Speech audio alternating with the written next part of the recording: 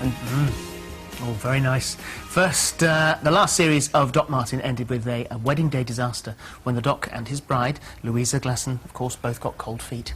So it came as a bit of a shock this series to find out that not only is Port Wen's favourite doctor going to become a father, but he's also torn between two women. I'm thinking of going back into surgery. And you're ready? I mean, your problem... I'm working on it. I heard whispers of a surgeon with haemophobia. I'm beginning to think that perhaps my time here is at an end. Louisa, you're pregnant. So when did you two meet? Elling and I were at medical school. He wanted to marry her. She went abroad for her career instead. Louisa has made it abundantly clear that she wants me to have nothing to do with it. And you'll do as you're told. Would you help me, please? No. Turn around, walk away, and close the door. As a matter of fact, I've just applied to be the permanent head teacher. Are you every bit as mad as the last one? What's that supposed to mean? You know, your attitude towards me, towards women, actually, is predictably pompous and chauvinistic, which is exactly why I never ever thought that you and I could be together. You did say you were fine now, yes? And down he goes. Down he goes, yeah. Martin Clunes, who plays Doc Martin, joins us now. Hello. Hello. Good morning to Good morning. So this was watched by 10 million people. It's the most watched drama.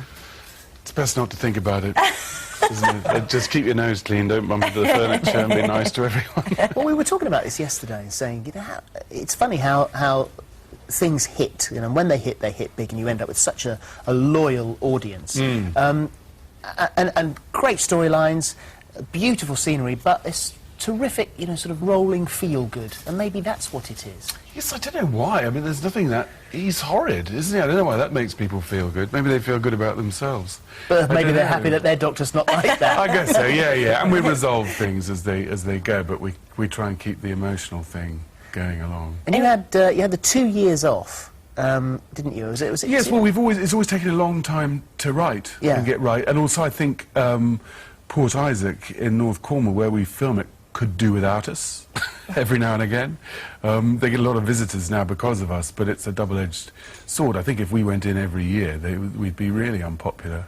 So this series has kind of picked up where the last one left off. Obviously, the kind of jilting at the altar, when you weren't that sure about it either. No, neither of us were, yeah. And so now you've got yourself into a right old pickle, because you're sort of caught between two. Yes. Well, sort of, yes, definitely. Yeah, with Edith. Yeah. Well, we finally get to meet the woman who, I think probably a long time ago, broke your heart. Absolutely, yes. His only other significant woman. Yes, she did break his heart. Probably that's. And is that a little bit why he is who he is and what he is now? Do you think? I'm sure it is. Yes, I think he is who he is and what he is because he is who he is and what he is. But I think that sort of coloured his emotional life, but also with Edith, they can talk the talk because she's another brilliant surgeon, and they've both got a similar sort of disdain for their patients, and they understand and can connect on that level, which he hasn't had any company like that apart from a batty chemist. And how's he going to feel with with the arrival of a baby? Puzzled to medium, I think, and on the run. And how much of a hands-on father is he likely to be? Well, he's hiding behind Louisa, sort of said, "Don't worry, you don't have to have anything to do with it." So he's sort of, great. Well, you've said I don't have anything to do with it, so therefore I won't. And that would be a lot simpler. I mean, he'll do the honourable thing. Deliver the baby. You never know. And he hit the storyline there.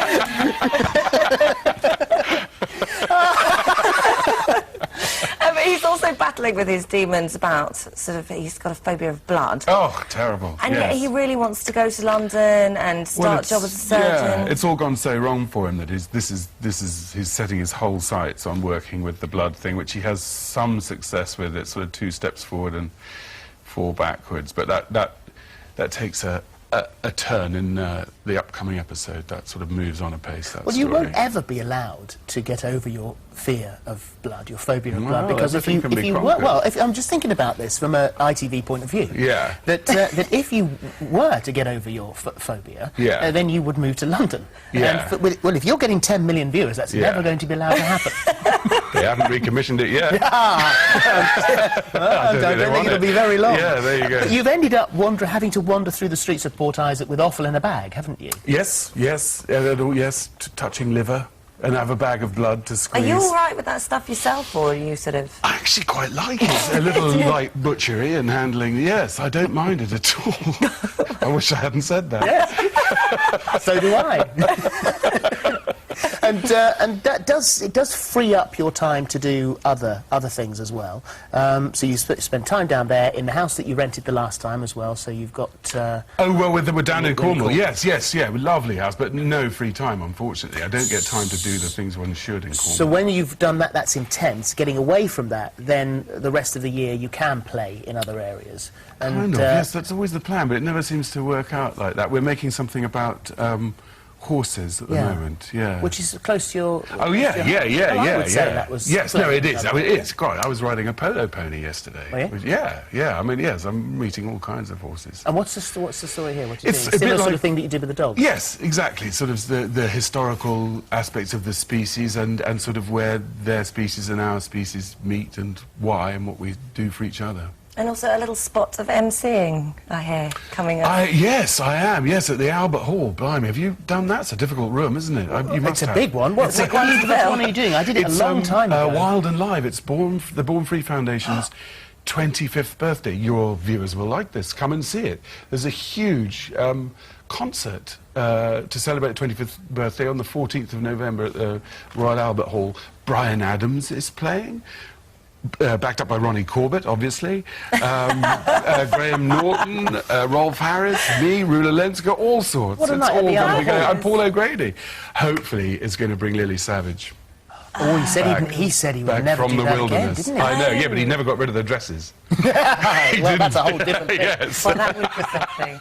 Thank you very much. Well, thanks for having me. We'll put the details of that on our website for you. Grand, No problem at all if you thanks. didn't catch that. Tickets available. And also, don't forget, Sunday at 9, ITV1 Doc Martin. If you're not part of the group of very faithful fans, then now's the time to join. Thank you very much indeed. Thank you. Thank you. Right, it's competition time now. Your chance to win a massive £50